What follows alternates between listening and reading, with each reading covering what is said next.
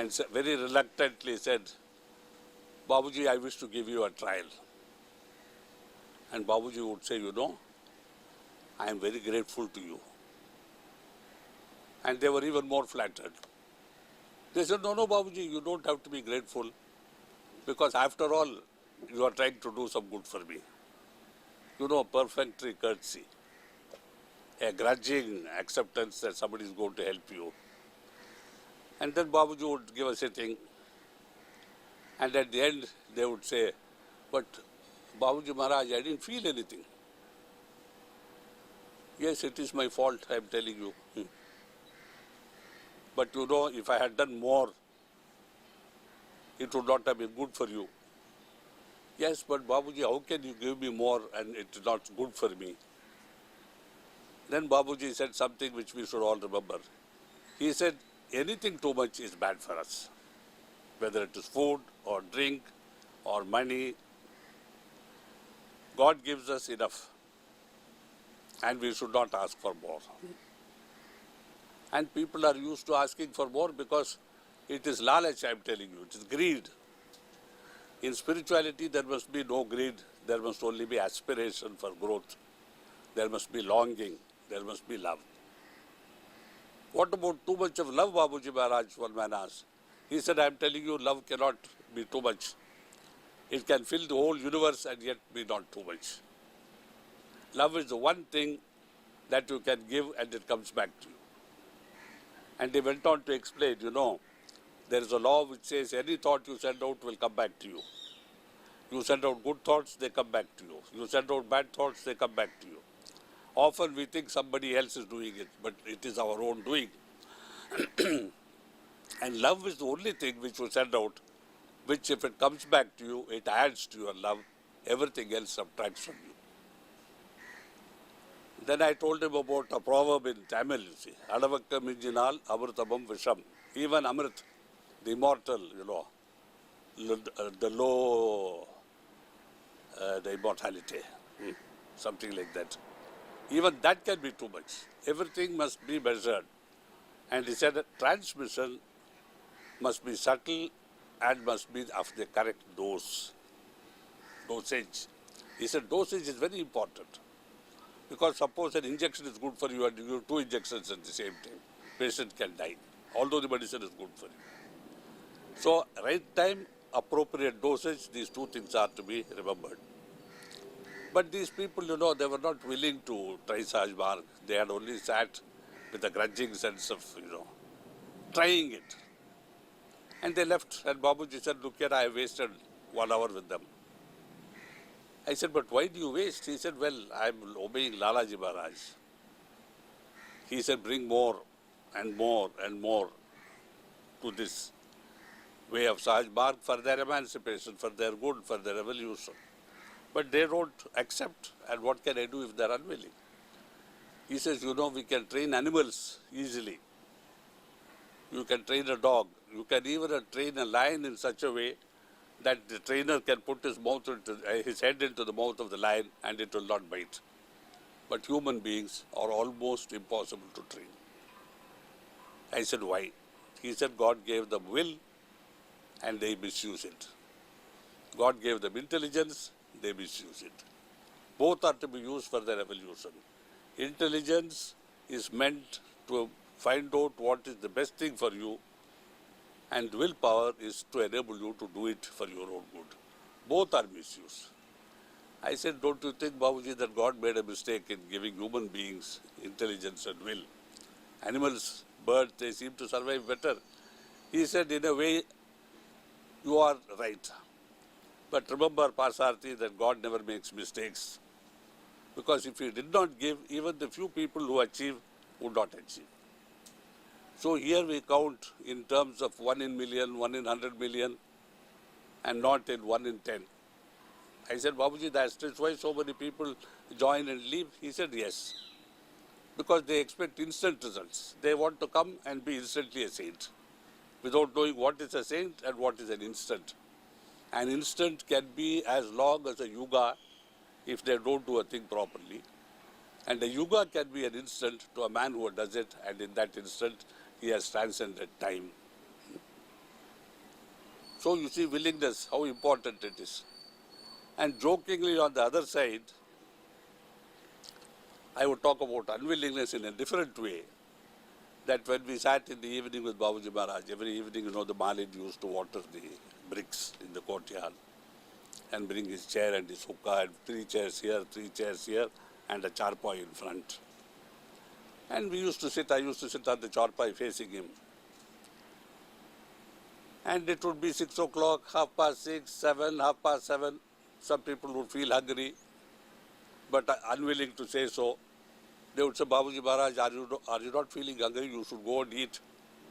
And Babuji would laugh and answer, no, you are a young man. You go and eat. He would go. 8, 2 people would go. 8:30, 3 people would go. Again, Babuji has to tell them, you please go. And after they have all gone, he would probably eat at 10 o'clock. Then he would come back and sit in his chair. Now, instead of 40, we would be about 10 or 12 people. Again, this unwillingness to say, I am asleep, I want to go, Babuji, and go away. They would say, Babuji, don't you think you should go to bed? No, I am a night bird, ullu. What is the English for ullu? Owl.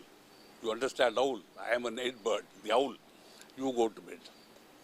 This was repeated about 10 times until all had left. I was the only one sitting.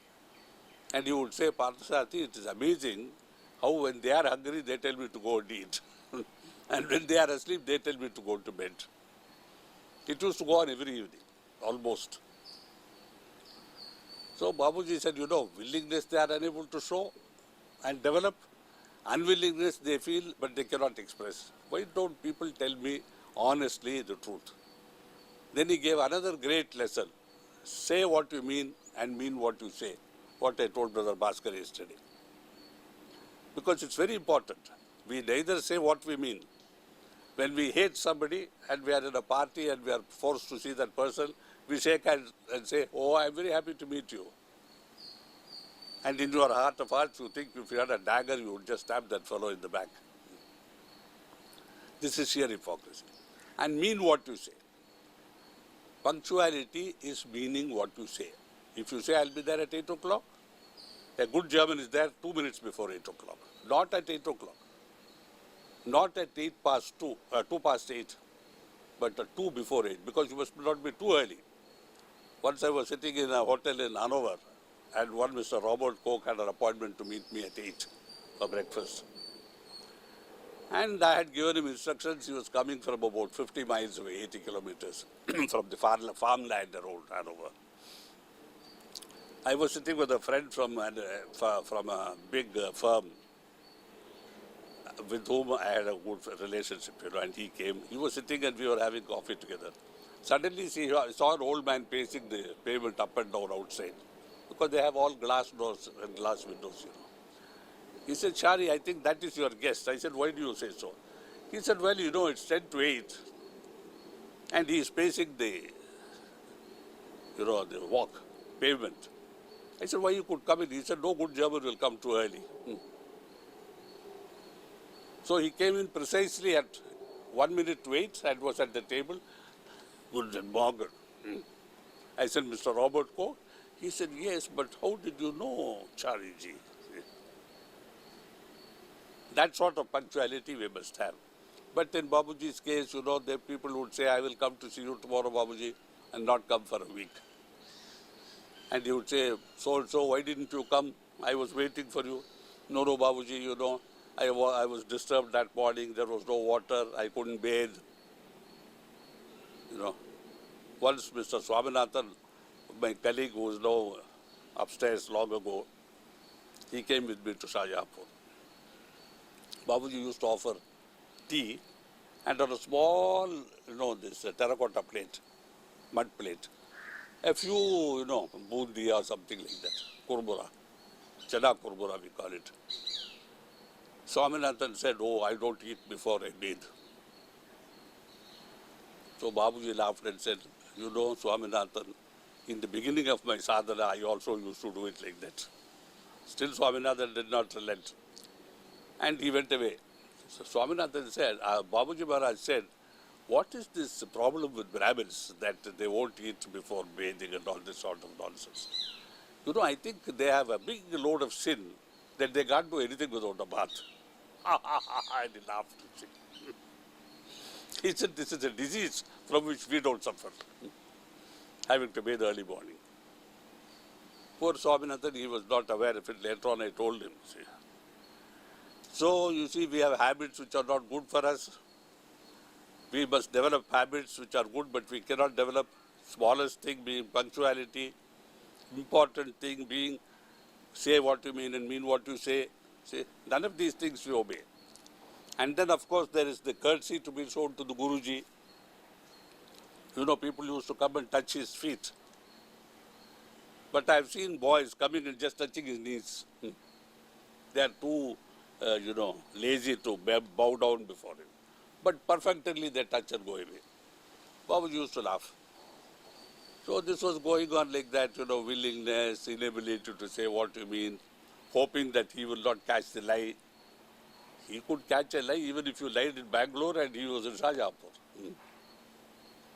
All this shows how poorly people understood Babaji, his greatness, his all-pervasiveness, his ability to know everything anywhere. Never understood, which means they did not know he was a guru. And all that they said about you are Babaji Maharaj, you are eternal, you are this, you are that, was false praise, hypocrisy. Once we were in, on our first trip to the US in 1972, and this man, we had only one Indian Abhyasi there at that time, Dr. R.P. Singh. He was a dentist. And he had arranged a lecture in the evening for Babaji. Of course, lecture for Babaji meant lecture for me. I had to speak. And Babaji was sitting there. And before the speech began, this man with a mic with a, 100-yard cord like they use on the stage, he was walking up and down introducing Babaji. And at one stage said, I have brought God before you.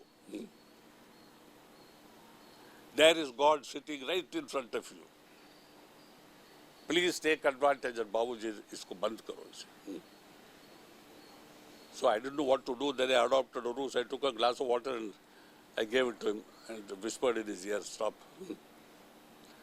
I said, Babaji, what was wrong with what he said? He said, nothing. If he had seen me as God, he could have said it.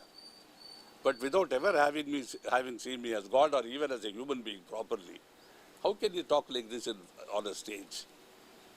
That was the first practical lesson, you see. The second practical lesson on that tour was when we were in Boston. They had put out a lot of flyers. They were expecting about 200 people to come for the evening talk. I think it was in the MIT, Massachusetts Institute of Technology.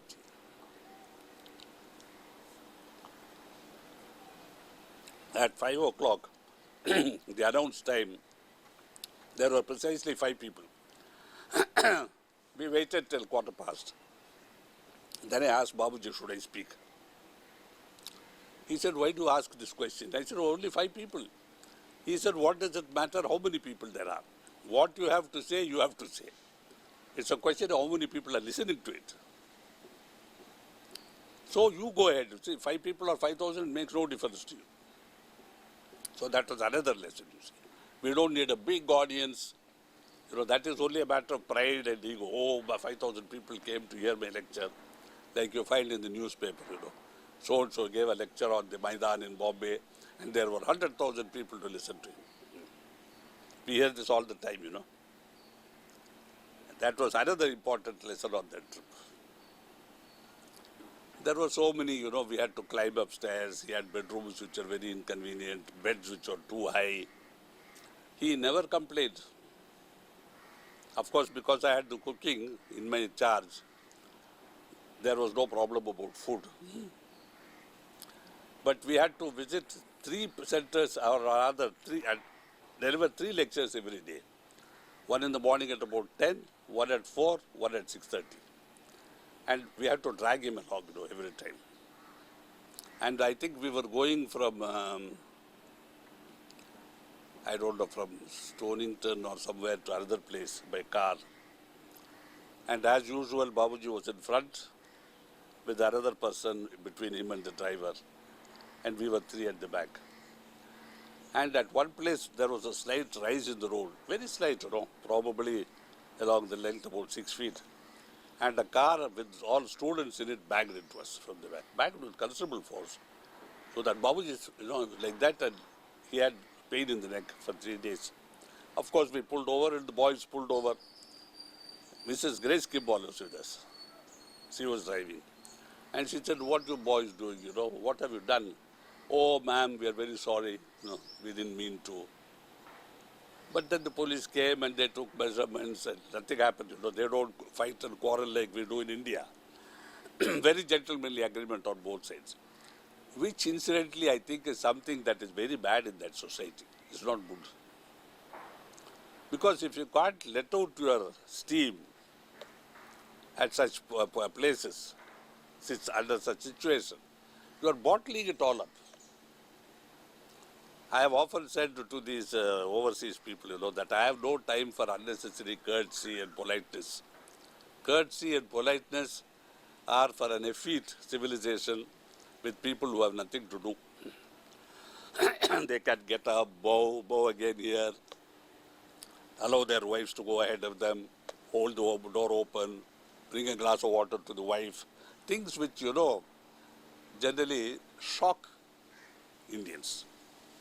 I am not now talking of either male chauvinism or female chauvinism.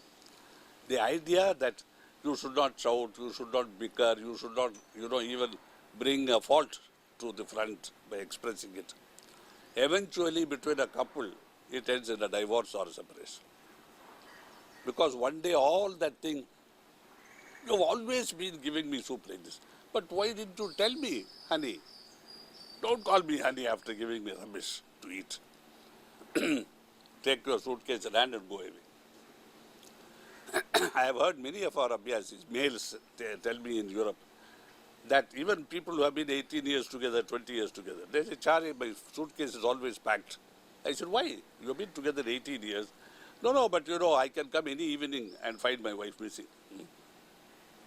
Or she may throw me out. So my suitcase is always packed. This has happened to my personal knowledge in half a dozen cases. Much to my astonishment, even more sorrowful. All because of this bottling up, Small thing like, why do you give me soup without salt would have been enough. Oh, honey, it's the same, it's wonderful. And in Germany, we had salad and we had soup. I had bread, but Babuji would generally not eat bread unless he was hungry, and then half a slice he would dip in the soup and eat it, much to the amusement of our hosts. One day there was soup in a flat dish, like in science we call it Petri dish, flat Petri dish. He put his finger and said, look, I have too much soup. And everybody was, I won't say they were shocked, but they were very touched by his innocent handling of the situation. They said, no, but Babuji, it's not too much, it's just a little. Then he said, no, I'm telling you, see, and then took a spoon and started eating. But the most amusing episode was one day when we had salad. My wife was with me on that occasion. And he asked her in Hindi, daughter-in-law, come here, see if there are horns on my head. So she said, but why horns, Babuji? He said, I've been eating so much grass. Surely by now I must have become a cow. And he laughed uproariously at his own joke, And he couldn't eat salad. He hated this stuff. In India, it's not, we don't eat salad because in tropical countries, it's not hygienic too. They are generally not grown properly and they are not washed properly. Vegetables we know how to handle. But salads, generally we don't eat. It's a modern, habit developed in the last 15, 20 years. And so he could not eat it. But in London, we had a very charming hostess with whom we stayed. And her husband was generally, incoherent when spoke, or generally silent. He listened to her and carried out her wishes. One day she said, Babuji, would you like to have some chapati? So he was like a dog called for a walk, you know. Chapati? Yes, of course, but I'm telling you, I'm not very fond, but if you give me, yes, I will take. So she said, I have a cook, you know, who used to cook Indian food. She is not here today, but on Friday she will come. So Friday we will have chapati. So from then till Friday afternoon, Babuji was talking only of chapati. Vasati, we are going to have chapati on Friday. I said, Babuji, today is only Thursday. But you must be prepared for chapati tomorrow. See. Friday morning came. He didn't eat breakfast. He said, don't eat too much bread. It's not good for you. And I'm telling you, tomorrow, this afternoon we are going to have chapati. Like that. 12:30 was lunchtime. 11:45 he was at the table. And he said, oh, Veera, don't bother. I'm here, you know, because I have nothing else to do. I'm just sitting here. Parsarthi, you also come and sit. And we both sat side by side. There was no tablecloth even on the table. Then they came, put on the table, brought out the cutlery, you know. And then the plates, forks and spoons, knife. And Babuji was sitting more and more erect, see. And suddenly this lady came with a big silver tray, with a big plate on it, with a silver dish covering it, you know, the usual luminity style. And only the pepper was missing. And along he came, and Babuji, you know, very humbly looked away on the other side. I said, what is a chapati? After all, a chapati. And then it came, and they opened the dish, and there was a papad. And Babuji looked at me. Ye kya hai? I said, papad hai. But kuch boliye mat, you know. I said, don't say anything because they will feel hurt. See, or even more hurt than they disappointed you. Just eat. And he took, you know, one on his plate, broke a little, ate it. And he said, sister, you know, I'm suddenly having a stomach ache. You don't mind if I don't eat? Oh, Babuji, but we have been preparing for this for 3 days. Yes, I'm telling you, you keep it, I will try to eat it later. And he got off the chair because it was a little high, you know. And I took him back to the bedroom. Then that lady came to me and said, Chari, are you not eating? I said, well, how can I eat when my master doesn't eat? You know? So we both went to bed. And Babuji said, look at these people, you know. They don't know what is a chapati. You know? But I said, Babuji, you have to eat something. So I went, made a couple of slices of toast, took out the crust from all sides, dipped it in milk and fed him. He said, you also eat. So I also ate. And we went to bed, slept. And for the next week, it was the sole item of conversation, chapati. And then one day, I went to the market, brought some wheat flour, some butter which I converted to ghee, some salt, you know, potatoes, and I cooked chapati and potatoes. And I served. And Veera Devi said, Chariji, what is this thing that you have served us? I said, Veera, this is chapati. For heaven's sake, and what was that thing we gave you on the other day? I said, that's called papad. She said, oh, is that why Babuji didn't eat? I said, no. He really had stomachache. He would have eaten everything, but you know, that was too much for him. This is soft, you know, and nice, and that's why I cooked for you today. Oh, you're a lovely cook, Shari. What is this? I said, it's potatoes fried in our Indian way. Oh, delicious. Why didn't you do it earlier? You know? So that was cooking for him. Another time, you know, the same trip we were going from, what was that place? Detroit to this place I told you, East Lansing, Michigan. That girl had asked me in advance when I was in New York what she should cook for Babuji. She was an 18-year-old this size, you know, Irish. I told her Babuji will have this, Babuji will have that. I heard that later on she was terribly annoyed. Oh, he's a dictator, that guy, Chariji, you know. Babuji will have soup, Babuji will have asparagus. What does he think he is? That was another reaction. She asked me what he could have. And when I tell her it, I became a dictator. See. So our overseas trips were punctuated with a lot of humor, a great deal of unnecessary trouble for Babuji Maharaj, a great deal of suffering for him, a great deal of exposure to foreign situations, foreign atmosphere, foreign people, for food. And yet he never batted an eyelid. See. He took what was given, he suffered, and only said, you must always be with me because you are in a high condition and you give me strength. You see, that is why sometimes people say why he is always taking so and so. The reason is this, that there is somebody with a congenial spiritual atmosphere which will at least give a protective ring around the master. And Babuji and I were in Sister Stella Jacquero's house in Etwa. It was called the Priere, It was a big compound with a lot of trees, and it was an old priory. And there we had a room about this size, by this. And he had a bed in one side, and there was a big window, and we could hear the blackbirds, all day. Very beautiful. They started about 4:30 in the morning, go to bed at 10:30. Can you imagine 18 hours of birds? He felt very sick, but he had a particular spot on the bed where he used to sit. I said, why do you always choose that spot? He said, there is a circle in which grace falls here 24 hours of the day now. Normally it comes to me only 1 hour a day when I am at home in India, anywhere in India. Because I am telling you, India is a holy country, though there is a lot of,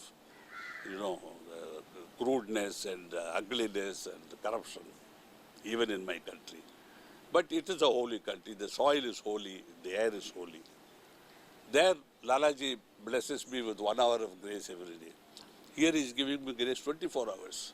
That's why, I sit in this for my health's sake. You also come and we both, sort of sunk into that circle. And you could feel the difference. People ask me, will you protect me, Babuji? I'm going to Leh, or I'm going to Timbuktu, I'm going to Nigeria. I said, depend on it. There is always protection. How do I know?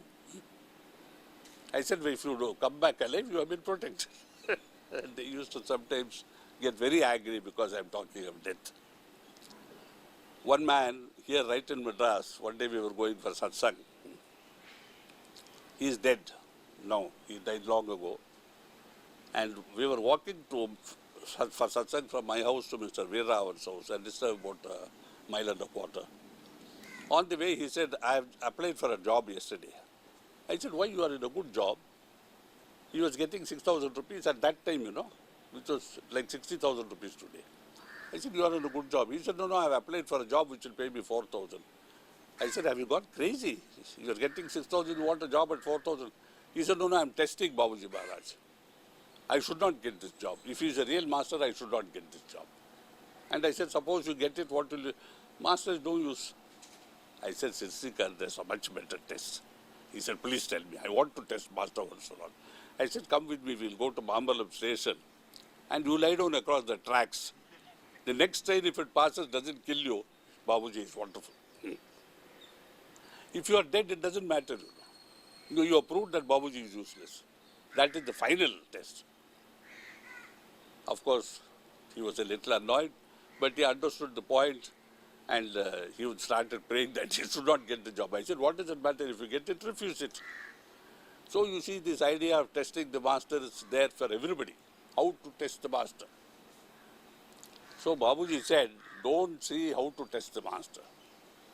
Just hope the master does not test you. Because in today's humanity, maybe there are only 10 or 15 people who are fit to be my disciples. This he told in the privacy, to some people like Sister Kasturi, myself, and one or two others. He said, it is a great privilege to be accepted without test. In the old days, you had to do this, you had to do that, you had to stand on your head in Sirsasana and fast for so many days. Then only you are allowed inside the ashram. Today, everybody comes, I take them. I said, but Babuji, should you not also test? Because people don't value because you don't test. Ask them to go for 6 months, do Sirsasana and come back. He said, Sahaj Marg is not like that, This is for everybody. So Babuji said, no test in Sahaj Marg. I said, then what about the old acharyas, gurus, rishis? He said, people will be shocked if I tell them something. But I'm telling you, if a guru has to test his disciple, it means the guru is incompetent. I said, why? He said, it is because he cannot make him what he should be.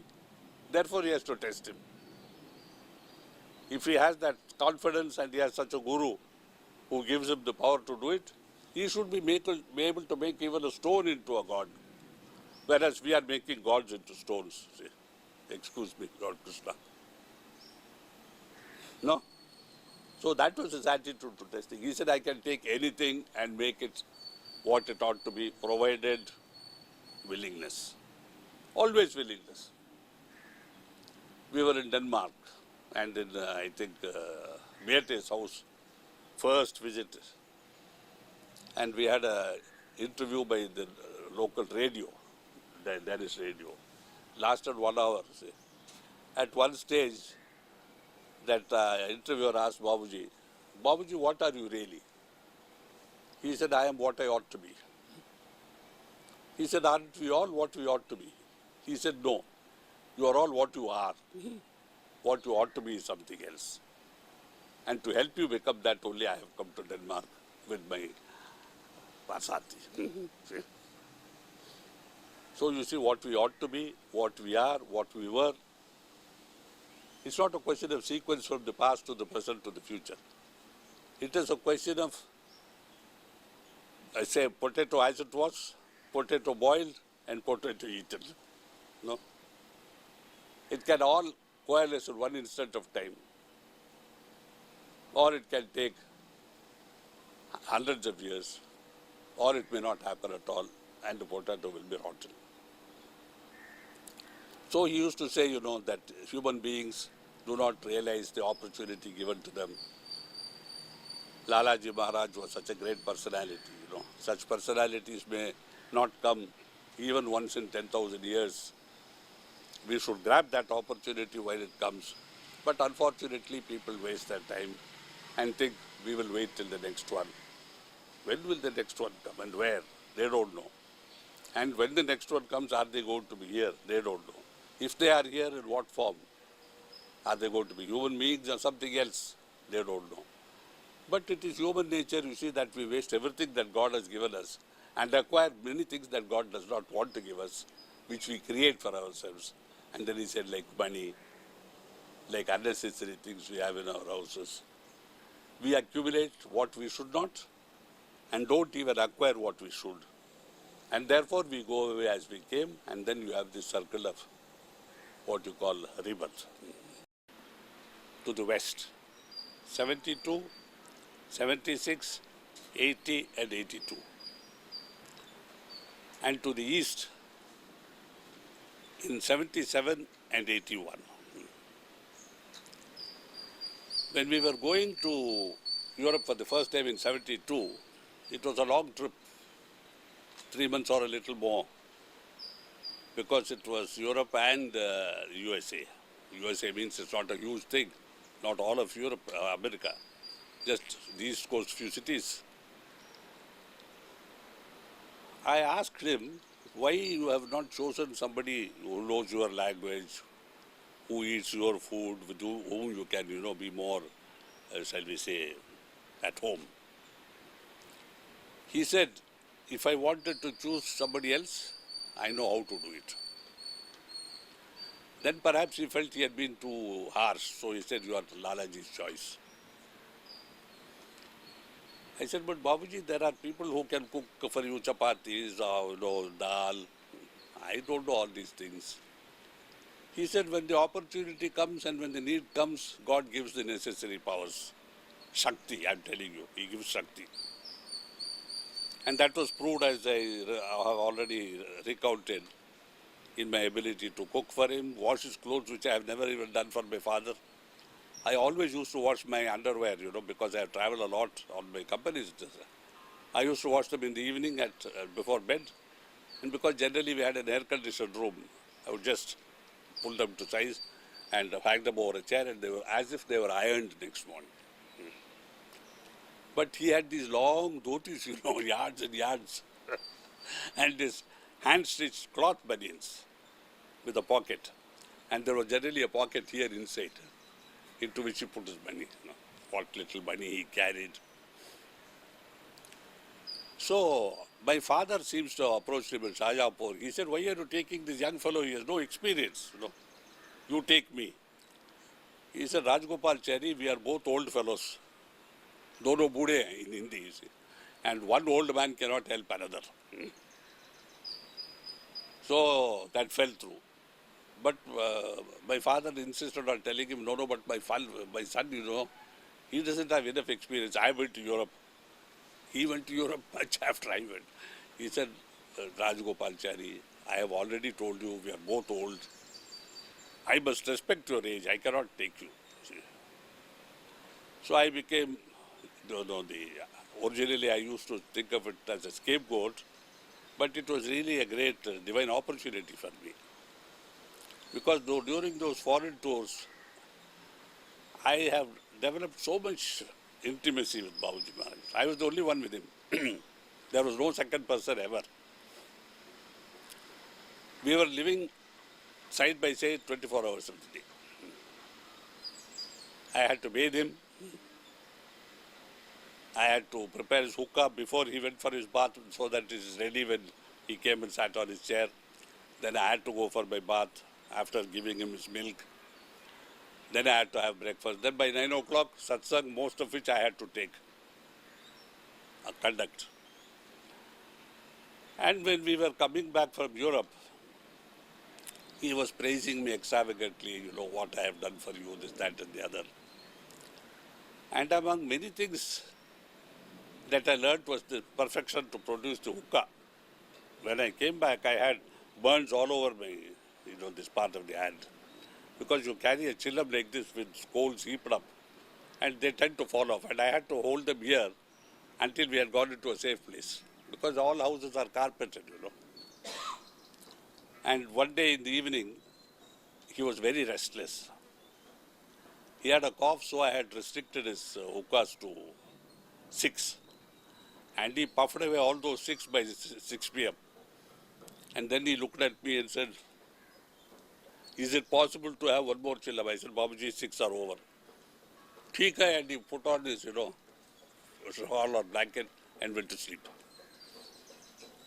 Pretended to be asleep.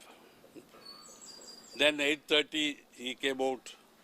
We were in a hall, all smoking away, He opened the door and he stood like this. And he saw me there with about 25 Danes, all puffing. And he said, Acha, you are restricting my smoking and you are smoking. I will tell your father. So immediately we all went in and he made a chillam for him. And it was going on till 12:30. He said, someday I may write a book on he, I and the hookah. Because it was a cementing bond, And it went on, almost till midnight and everybody was happy. When we were in Malaysia, very often he felt he should not smoke because in the East, they expect different things from gurus. So he would not smoke the hookah, but he would take a cigarette sometimes. And he would hold up a cigarette like this and it was finished. In one pull, he could finish one cigarette. Then we felt it was not good for him because of the paper and, he was getting a cough, so we bought a pipe. I had to necessarily fill it. He said, Dekho, theek se chalta hai ki nahi, see if it pulls all right. So I had to put it in my mouth and puff. And I gave it to him. He turned it upside down. The bowl facing down, and all the tobacco fell out. He said, this is useless and threw it away. One day what happened, at night after he had gone to bed, my packet of cigarette was empty. I was surprised because there were a few cigarettes in it, So I took out his packet. He smoked State Express 555 and smoked 2 cigarettes before going to bed. Next morning I went to bed. When I came back, he said, I did not know how this happened, but there are 2 cigarettes less in my packet. I was astounded because he never knew what was there, what was not there. I said, Babuji, I am trouble. I took them away. Ah, ha, ha, he started laughing, You see, look here, I'm telling you, this is the justice of nature. I said, what is the justice of nature? He said, yesterday evening you were somewhere and you were not available. I was looking for you. Then I went and took 2 cigarettes from your packet. Now look here, today you have smoked 2 of my cigarettes. This is the justice of nature. So justice of nature, I said, this is surprising, that even in the matter of cigarettes, there is justice of nature. He said, if you take a leaf of grass from another garden, somewhere you will lose leaves of grass. Nature is so just. So we should remember this, when we pick things from here and put a flower from there and, pilferage, minor pilferage. He was so meticulous about these things. Then he said, you are my son, you can always smoke from my packet. But I'm telling you because, and with a twinkle in his eyes, हमने चोरी किया. I robbed from your packet. And it was so hilarious, that moment. So the smoking was a big bond between us.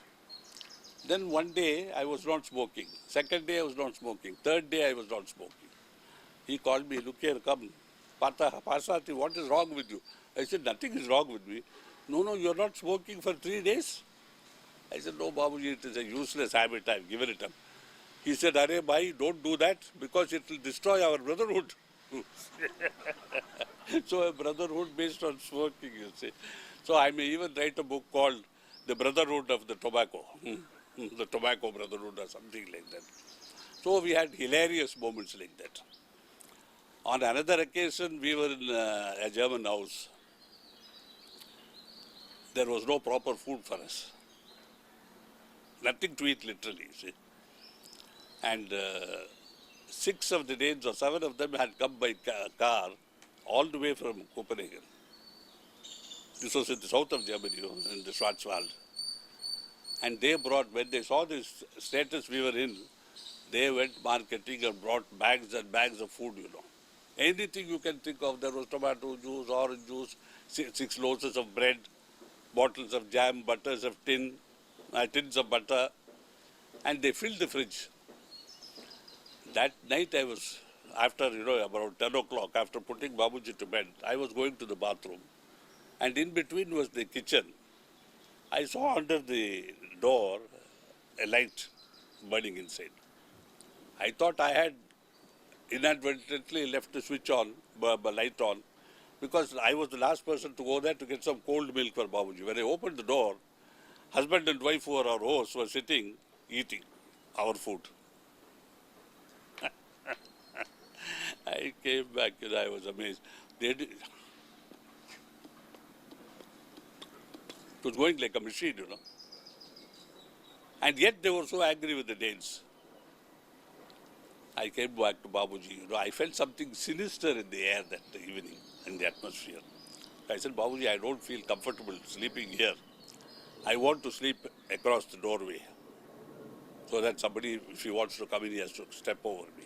He said, I'm telling you, I have the same feeling. So I slept that night across the doorway and the next night too. We had that sort of reception also. In one place, I don't know if I should say it, we had a room so small that there was a big 4-poster, metal 4-poster, and there was not even 3 inches between it and the door on this side, and the other side was against the wall. I said I would sleep outside. Babuji said, no, you must sleep here. I shared his bed, one bed. And the funny thing is, we had only one cover. He had the habit of suddenly throwing it up and rising like a, porpoise out of the sea. Look here, I'm telling you. I said, Baba, what is this? No night sleep.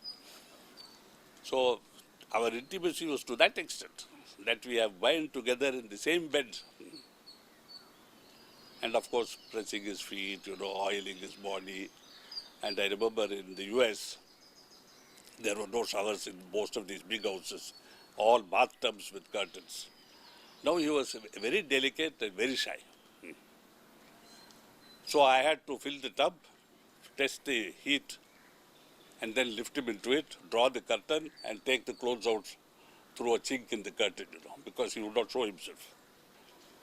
And then he would bathe, and then, he would wet his beard and from inside. Are you there? Yes, master. I am ready. So I had to put the towel into that. He would towel himself and wrap himself, and I had to lift him out of the bathtub. And then he was all wet because he didn't know how to do it. So I would towel him again. He would, and I would just wrap him and give him a big hug. He was eminently pleased, and he would go all red, His body would blush, whole body. Because nobody ever gave him any kindness or show of love, And that was the problem with him, Everybody came, but nobody to give, but only to take. And about love, there is one whole chapter here. I would like to read something from it. I once asked Master to reveal to me the secret of quick progress in spirituality. Master said, create love in yourself and then see the progress. Really speaking, love can conquer all, and love alone can do this. Everything else, every other force or power creates a reaction which is not favorable. If you are annoyed, you transmit anger, and the other person becomes angry in turn. If you use physical force, that too creates resistance followed by a reaction on its own plane. It is the same with everything else. But if you create love in your heart, then the reaction is also of love and love alone. And see, your job is done. So create love. It is with love that our ancient rishis were able to live in jungles with wild animals all around them. Love conquers even the wild animals. I am telling you one thing. If there is love in your heart for the master, then the master begins to love you. If you can think, if you can bring this about, then your work is almost done. The important thing is to knock on the door of his heart so vigorously that he is compelled to open it to you. Then what to say of progress? Everything is there for you. What is the Abhyasi's real duty? In my opinion, he must do everything to make the master turn towards him. And once that is done, the Abhyasi can sit back and let the master work for him. Who can resist love? All the Abhyasis love, as the Abhyasi's love grows, so also the master's love grows. And the master now begins to think what he can do for the Abhyasi. It is no longer necessary for the Abhyasi to ask. What is there to ask for when the giver is himself thinking about what to give and when? Really speaking, a true master is nothing but a mirror. What the Abhyasi places before it is reflected by it. You understand this? In the master himself there is nothing. You only take from him what you yourself put into him. Now I am telling you something. There are people who accuse the Guru of being partial to one or another of the Abhyasis. Do you see how wrong this idea is? And it is also dangerous, and for the idea of distrust and hatred may grow. And these also will be reflected. So we must create love and see its working. I say it is the most potent power of divinity. This is what Babaji had to say about love, you see. Of course, I have written a whole chapter on it. The idea of writing about this came when I was in Shahjahanpur with one of our preceptors from Madras, Mr. Seshadri. He had to have milk in the evenings, before going to bed. And Babaji used to provide the milk. I used to go and get it, give it to Mr. Seshadri. And once I asked Babaji, why don't you take milk? He said, I cannot afford the milk. Can you imagine? He gives the guest, but cannot take it himself. So such is the Guru. He cannot afford for himself because all that he has is for others. And the ultimate expression of this is that when the Guru leaves the mortal plane, as he told me himself, everything that he has, including his spiritual wealth, is scattered upon the deserving Abhyasis of a particular kind, you see. I said, but don't you need it to take you? He said, take me where? This is not a boat you row that you need oars or a machine. I am telling you, spirituality is only to take you up to a level where you renounce it and give it away to deserving people, and you go on now into infinity and towards the center. That is why we say, where religion ends, spirituality begins. Where spirituality ends, reality begins. Where reality ends, bliss begins. And where bliss ends, that's the end of our journey, you see. But we are all, after progress. Babuji, what is my condition? Babuji said, I'm telling you it is good. No, no, but how can you say you are always saying it is good? He said, look here, I'm telling you, when I was with Lalaji, I never asked him what is my condition. He said, how can it be anything but good when you have such a master looking after you? Can anything be bad that he gives? And then he told the story of Ayaz, you see, the slave of an emperor. That emperor brought back, everybody, the courtiers were all very angry with the Sultan because he was favoring Ayaz. So they asked him one day, why are you favoring Ayaz so much when we are all there? We love you so much. He smiled and said, well, something is bothering me. They said, what? He said, this beautiful thing in glass, crystal, I brought back from India. He drew his sword and gave it to the courtier and said, I want to destroy it. He said, Majesty, how can I destroy such a beautiful thing? He asked all the courtiers, they all gave the same answer. He called Ayaz, he said, destroy it, and with one stroke he destroyed. He said, that is why I love him. On another occasion, the Sultan or the Emperor brought back, somebody had sent him a big basket of very rare fruit. And in the court, in front of everybody, he gave him something to eat. Ayaz ate it with happiness. Later, when His Majesty ate it at the table, he found it was stinking. He called Ayaz and said, why did you say it was good? He said, I have been with your Majesty for 25 years. I have received nothing but good from your hands. Just because today the fruit was bad, should I make a song and dance of it? See, this should be our attitude. No, Babuji's tea is weak. His sabji is only one potato, small tukda flowing on it. We have no proper bed. We came prepared to stay 7 days. Let us go tomorrow. But what will we tell Babuji? Tell him that, we have urgent work. I like to add upon to this. This is the attitude of people. I remember once, one gentleman was to come, a top man from the government. He was an IAS officer, very high position he held. And his telegram came that he was coming the next morning or the day after the next. So Babuji was immediately perturbed. And when he was perturbed, he would walk up and down with his head like this. So Sister Kasturi was there. She said, why are you worried? He said, I wish this man doesn't come. And I felt so shocked, And Abhyasi wants to come and you wish he doesn't come? I said, Babuji, why? He said, he is a big man. He will expect a gaddi, mattress. He will expect a good bed. I have to make a special arrangements for his food. It will be very difficult, This is not a household where we can do all this. I said, but Babuji, he will get used to it. And Kasturi said, Parsati is also a big man. But you are always happy to receive him. In fact, you are looking for him every time. He said, Parsadi will sleep in the gutter if I tell him to do it. That man cannot. And unfortunately, that man did not come. He sent another telegram, said, visit cancelled for some reason. He said. So Babuji said, look here, how Lalaji protects me. But I was so sorry for that Abhyasi, who let his material comforts, his material needs, become a problem to the master himself.